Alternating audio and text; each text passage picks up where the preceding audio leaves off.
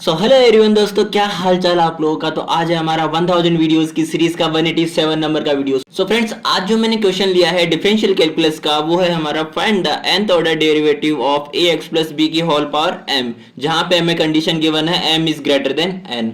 Okay, तो यहाँ पे जब भी हमारे पास कोई ऐसा फंक्शन दिया जाता है जिसका हमें डेरिवेटिव निकालना है, अब किस ऑर्डर का ये तो हम बाद में डिसाइड करेंगे। First of all the derivative निकालना है ना, तो हमने कंसीडर किया है let y is equal to A X plus B की होल पावर m। अब यहाँ से इसका फर्स्ट डेरिवेटिव निकालेंगे तो y का विद रेस्पेक्ट टू x यहाँ पे डिफरेंशिएशन करना है, क्योंकि y के अलावा यहाँ पे x ही है मेरे पास another variable, and a and b तो मेरे पास कांस्टेंट है। ठीक है, तो जब मैं dy बाई dx का निकालूंगा तो यहाँ पे मेरे पास आएगा, देखिए जब भी हम किसी पावर का करते हैं डिफरेंशिएशन, जैसे कि मान के चलिए d by D X X to the power n क्या होता है n X to the power n minus one, power आगे आ गई एंड जो एक्चुअल पावर थी उसमें से -1 हो गया। एज इट इज यहाँ पे पावर आगे आ गई एंड जो एक्चुअल पावर थी इसमें से -1 हो गया। So m A X plus B की whole power m-1, and then हमारे पास जो फंक्शन है, यहाँ पे हमने पावर का डिफरेंशिएशन किया तो मेरे पास में n X to the power n-1 आ गया। एंड देन जब हमारे पास फंक्शन का करेंगे यानी कि dx अपॉन में dx, x का x के रेस्पेक्ट में 1 हो जाएगा। तो एज इट इज यहाँ पे जब मैं x का x के रेस्पेक्ट में करने जाऊंगा तो 1 हो जाएगा, बट मेरा जो कांस्टेंट है a वो मेरे पास रह जाएगा। ओके, तो यहाँ से हम जब y1, देखिए मैंने dy बाई dx को y1 नाम दे दिया है, अब y1 का हम another one time more differentiate करेंगे विद रेस्पेक्ट टू x, तो हमारे पास क्या आ जाएगा, देखो जो कांस्टेंट टर्म है उनको तो साइड में पटको, यानी कि m a को हमने रखा साइड में, इससे मतलब ही नहीं है। हमारे पास जो पावर है इसको ले आया आगे एंड पावर में से -1 कर दिया, तो ये तो हो गया मेरे पास में पावर का डिफरेंशिएशन। एंड देन हमारे पास जो फंक्शन है ए एक्स प्लस बी का, अगेन मेरे पास जब करूंगा तो मेरे पास ए एक्स का तो आ गया a एंड b का हो गया 0, क्योंकि b कांस्टेंट है, एंड x का मेरे पास 1 हो गया। ठीक है, अब यहाँ से देखिए मेरे पास में y2 क्या आया है m-1 एंड मल्टीप्लीकेशन में ए स्क्वायर ए एक्स प्लस बी की होल पावर m-2। ओके, अब यहाँ से कुछ कुछ इमेज क्लियर हो रही है, नहीं हो रही?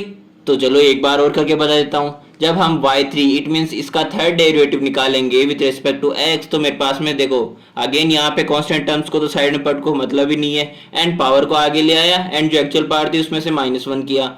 एंड देन जब हम फंक्शन का करेंगे तो अगेन मेरे पास क्या आएगा 1। तो जब हमने y3 निकाला तो मेरे पास में a क्यूब आया, एंड y3 के लिए m-1 एंड m-2।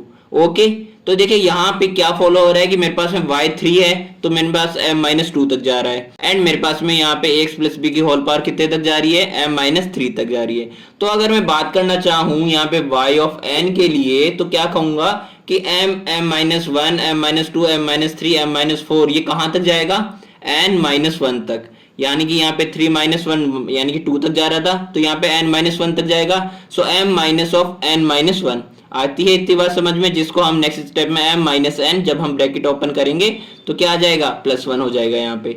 ओके, और जो नेक्स्ट स्टेप है यहाँ पे a की पावर कितनी थी, इसके इक्वल ही थी जितने ऑर्डर का हमने निकाला था डिफरेंशिएशन, तो यहाँ पे a की पावर हो जाएगी n, और अगेन यहाँ पे ax प्लस बी की होल पावर कितनी थी, 3 थी, y3 निकाला था तो यहाँ पे yn निकाल रहे तो m-n होगा।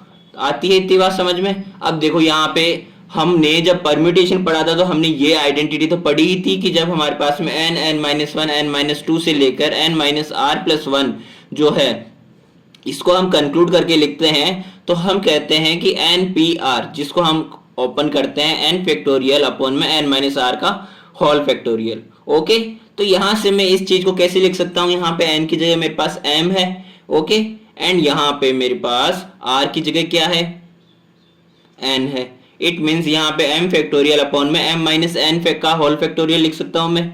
Okay, and a to the power n A X plus B की होल पावर m-1 मेरे पास एज इट इज रहेगी।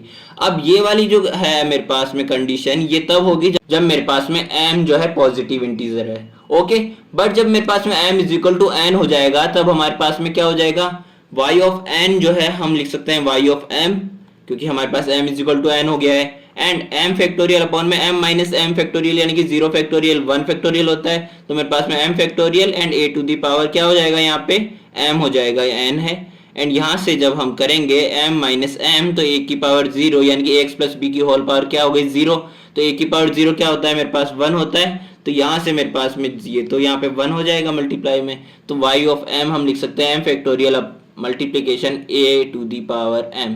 सो ये था हमारा आज का वीडियो, मिलते हैं हमारे नेक्स्ट वीडियो में। थैंक यू सो मच देखने के लिए।